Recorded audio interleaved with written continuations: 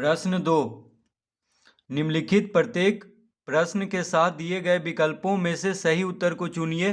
एक से अधिक विकल्प भी सही हो सकते हैं। तो प्रश्न 2 का 6 अभी हल करेंगे। एक वृत्त का परिधि 88 सेंटीमीटर है। इस वृत्त की त्रिज्या कितनी होगी?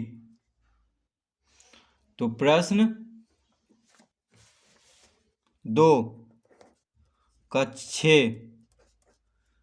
तो एक वृत्त की परिधि कितना है? 88 सेंटीमीटर। तो लिखेंगे वृत्त का परिधि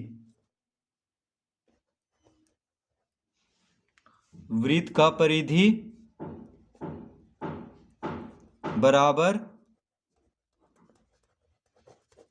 88 सेंटीमीटर। वृत्त का परिधि कितना दिया हुआ है? 88 सेंटीमीटर। तो इस वृत्त की त्रिज्या कितनी होगी? तो वृत्त का परिधि का सूत्र होता है 2πr। तो 2πr बराबर 88।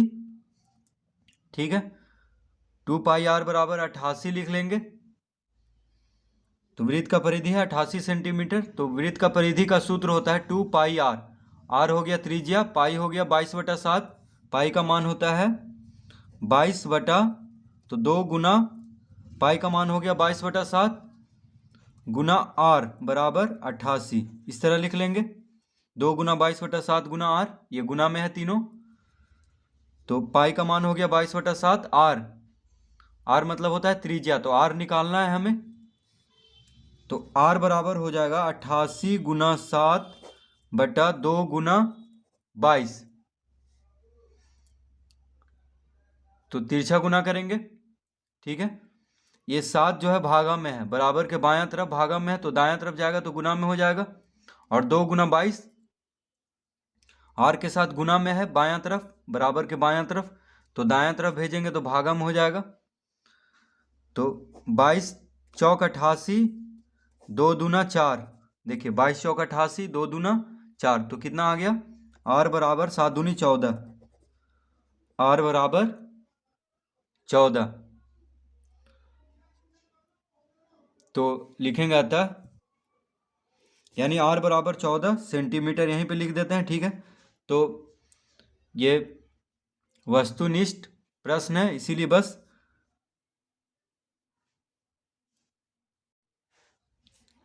इसका उत्तर हो गया सी में टिक लगा देंगे, क्योंकि वस्तुनिष्ठ प्रश्न है। 4 विकल्प में से चुन करके जो भी सही है उसको लिख देना है। तो क्या आ गया उत्तर? 14 सेंटीमीटर, यानी विकल्प सी इसका उत्तर होगा। और देखिए 14 सेंटीमीटर बराबर होता है 140 मिलीमीटर, क्योंकि 1 सेंटीमीटर में 10 मिलीमीटर होता है। तो 1 सेंटीमीटर में 10 मिलीमीटर, तो 14 सेंटीमीटर को लिख सकते हैं। 14 सेंटीमीटर को लिख सकते हैं 14 गुना 10 मिलीमीटर, यानी कितना हो गया? 140 मिलीमीटर। तो इसका उत्तर ए भी होगा, क्योंकि 140 मिलीमीटर और 14 सेंटीमीटर दोनों बराबर होता है। ठीक है, तो विकल्प ए और विकल्प सी इसका उत्तर होगा। तो 1 मिलीमीटर में दिया हुआ है और 1 सेंटीमीटर में, तो विकल्प देख लेना है कि कहीं 2 विकल्प तो सही नहीं है। ठीक है, जैसे 14 सेंटीमीटर बराबर होता है 140 मिलीमीटर, तो दोनों इसका सही उत्तर होगा। प्रश्न 7। किसी एक त्रिविमीय वस्तु के आधार का फलक एक बहुभुज है और आधार के अतिरिक्त अन्य फलकें त्रिभुजाकार है। इस वस्तु का नाम क्या है? तो किसी एक त्रिविमीय वस्तु के आधार का फलक एक बहुभुज है, यानी आधार का फलक मतलब होता है सतह। तो आधार का सतह क्या है? एक बहुभुज है, और आधार के अतिरिक्त अन्य फलकें, यानी आधार के अतिरिक्त और जो सतह है वो क्या है? त्रिभुजाकार है। तो इस वस्तु का नाम है पिरामिड। तो इसका उत्तर होगा बी। ठीक है, यानी विकल्प बी पिरामिड होगा। तो पिरामिड एक ऐसी त्रिविमीय वस्तु है जिसका आधार का फलक क्या होता है? एक बहुभुज होता है, और आधार के अतिरिक्त अन्य फलकें त्रिभुजाकार होती है। ठीक है, तो ये याद कर लेना है कि इस तरह का वस्तु के कौन सा होता है? पिरामिड। प्रश्न 8। निम्नांकित में कौन सा निर्माण जाल वर्ग पिरामिड का है। तो वर्ग पिरामिड, तो प्रश्न 8 में निम्नांकित में कौन सा निर्माण जाल वर्ग पिरामिड का है? तो देखिए विकल्प सी होगा। क्यों होगा? क्योंकि वर्ग पिरामिड, तो वर्ग आ गया, तो वर्ग देखिए यहाँ पे है, ये वर्ग है, तो वर्ग आधार होता है और बाकी सब त्रिभुजाकार होता है ऊपर का सतह, यानी जो वर्ग पिरामिड में जो आधार होता है वह वर्ग होता है और बाकी सब फलक क्या होता है? त्रिभुजाकार। तो देखिए त्रिभुजाकार है, 1 2 3 4 फलक क्या है? त्रिभुजाकार, और आधार जो होता है वर्ग जैसा होता है। तो कौन सा निर्माण जाल वर्ग पिरामिड का है? तो विकल्प सी में जो है, यानी ये जो निर्माण जाल है वो किसका है? वर्ग पिरामिड का है।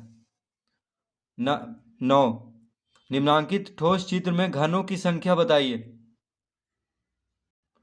तो घन का प्रत्येक किनारा लंबाई में बराबर होता है। तो निम्नांकित ठोस चित्र में घनों की संख्या बताना है। तो देखिए एक घन ये हो गया जो ऊपर रखा हुआ है यहाँ से यहाँ तक, देखिए ये जो घन है ये हो गया एक हो गया, 2 3 हो गया, 4 5, 1 2 3 4 5 6, और एक इसके नीचे होगा यानी 7 है। फिर से देखिए एक हो गया ये इतना दूर, फिर 2 3 हो गया यहाँ तक, 1 2 3 4 हो गया ये पूरा, 5 6, और एक इसके नीचे होगा क्योंकि ये देखिए ये 3 है तो इसके बगल में यानी 6 के नीचे होगा तो 7 हो जाएगा, एक नीचे होगा इसके नीचे। ठीक है, तो कितना निम्नांकित ठोस चित्र में घनों की संख्या कितना है? तो 7। फिर से देख लेते हैं, 1 2, देखिए यहाँ से यहाँ तक 1, यहाँ से यहाँ तक 2, ये 3 4 5 6, और एक इसके 6 के नीचे, क्योंकि देखिए 2 के सामने है तो 3 के बगल में भी कोई होगा, यानी पीछे से इसके पीछे यहाँ से नहीं दिख रहा है। ठीक है, तो 7, यानी इसमें इस चित्र में घनों की संख्या कितना है? 7 है। तो विकल्प ए इसका उत्तर होगा। 10, निम्नांकित में कौन सा निर्माण जाल एक बेलन का है? तो बेलन, तो कौन सा निर्माण जाल एक बेलन का है?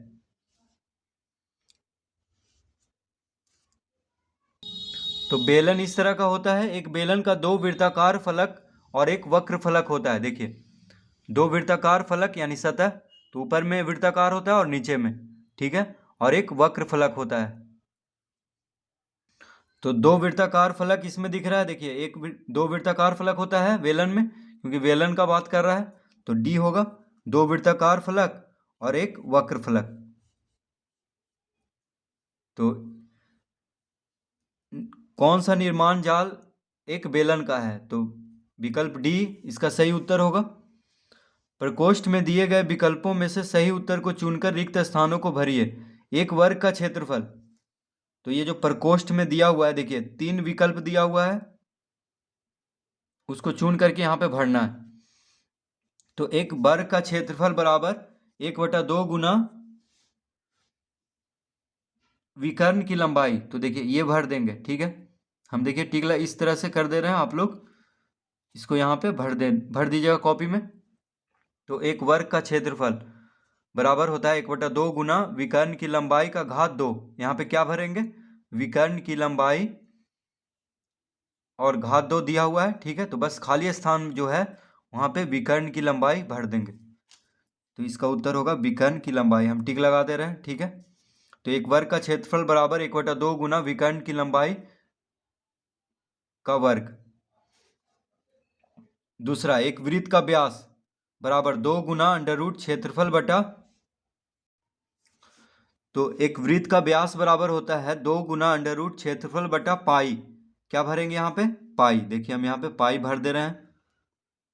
ठीक है, यहाँ पे क्या भरेंगे? पाई। तो एक वृत्त का व्यास जो है, व्यास अगर व्यास निकालना हो तो सूत्र हम क्या लगाएंगे? 2 गुना अंडर क्षेत्रफल बटा पाई। अगर क्षेत्रफल दिया हो और व्यास पूछ रहा हो तो किस तरह निकालेंगे? 2 गुना अंडर रूट क्षेत्रफल बटा पाई करके। ठीक है, पाई का मान तो हम लोग जानते ही हैं, पाई 22/7। तीसरा, एक समलंब चतुर्भुज का क्षेत्रफल बराबर 1/2 गुना समानांतर भुजाओं के बीच की दूरी गुना।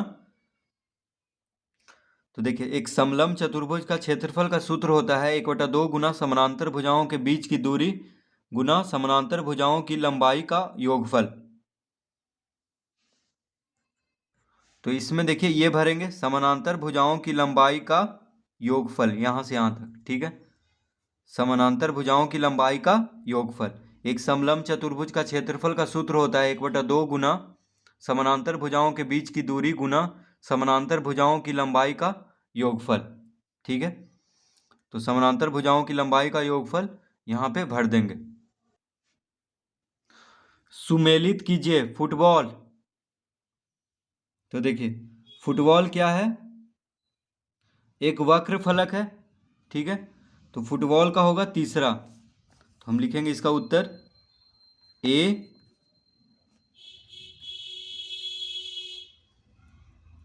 ए कहाँ मिलेगा, 3 में, यानी फुटबॉल होता है एक वक्र फलक। ठीक है, यानी वक्र आकार का होता है चारों तरफ, तो फुटबॉल होगा एक वक्र फलक, यानी ए का 3। बी में है वर्ग पिरामिड। वर्ग पिरामिड, तो वर्ग पिरामिड में 5 फलक होता है। तो वर्ग पिरामिड कहाँ मिलेगा, 5वां में, तो लिखेंगे बी का 5वां। तो वर्ग पिरामिड में 5 फलक होता है। सी, बेलन, तो बेलन में 3 फलक होता है, 3 सतह होता है। ठीक है, तो बेलन कहाँ मिलेगा, दूसरा में, यानी सी मिलेगा दूसरा।